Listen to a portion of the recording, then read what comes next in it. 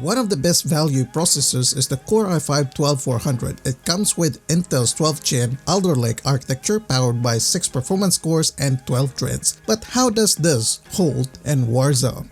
There is no denying that Intel's 12th Gen processors have amazing performance and value. Unlike their K models, the 12400 doesn't come with E-cores. In this video, we have paired the 12400 with a solid CAD, the RTX 3080, and run Warzone using competitive settings at 1080p, 1440p, and DLSS. I have updated the latest BIOS to improve the 12400's performance, and to keep it real, we are using a DDR4 kit in this setup. Okay, let's get this out of the way. Side-by-side comparisons of all modes. Now, those are pretty impressive results, right? Let's try this again, but this time with actual running shots and see if the same thing could be seen from our still shots. Now, before we proceed with our discussions and analysis, this video wouldn't be complete without our actual gameplay memes. Okay, let's go.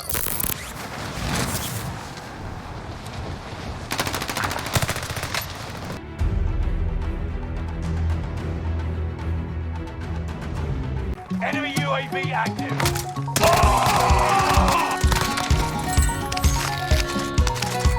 Radar jammer detected in your area.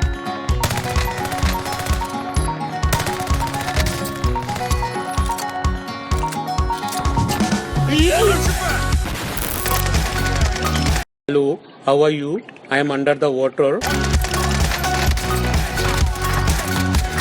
Here comes the party!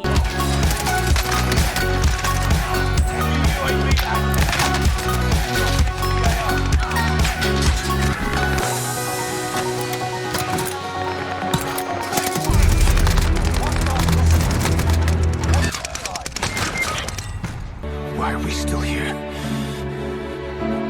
Just to suffer?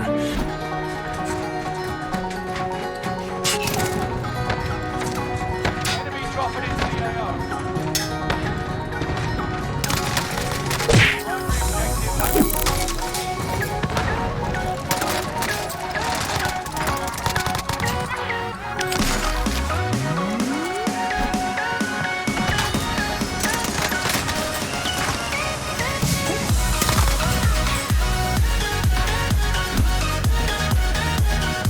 Yeah, boy.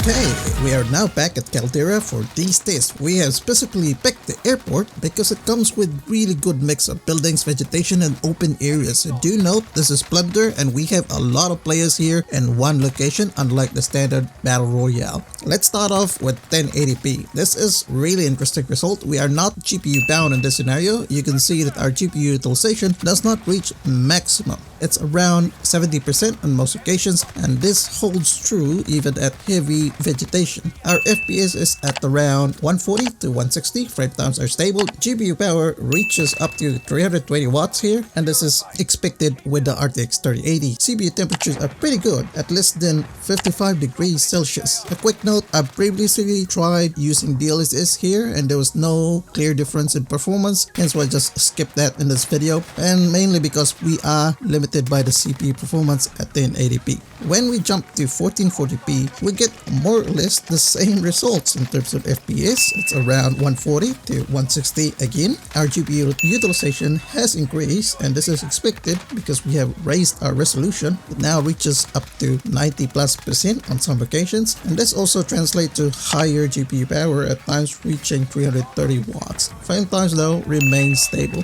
When we add Quality DLSS, surprisingly not much has changed in terms of FPS. It is still between 140 to 160. GPU utilization has dropped down to around 70%, which is expected on any upscaling techniques. Overall, in our different scenarios here, we are limited by the 12400's performance. The gaming experience is still good though. You can comfortably enjoy high refresh rate gaming with 1440p, provided you have a decent CAD like this one here. And in this setup, I would personally choose 1440p native because there is no significant difference difference in terms of performance between all modes. And if you want to push the FPS in the setup, you'll probably need a better RAM and a CPU which has higher clocks and maybe more cache. And if you want to see how a Core i5 with more cache and higher clock speeds like the 12600K performs versus this one, click this video right here and I'll see you guys over there.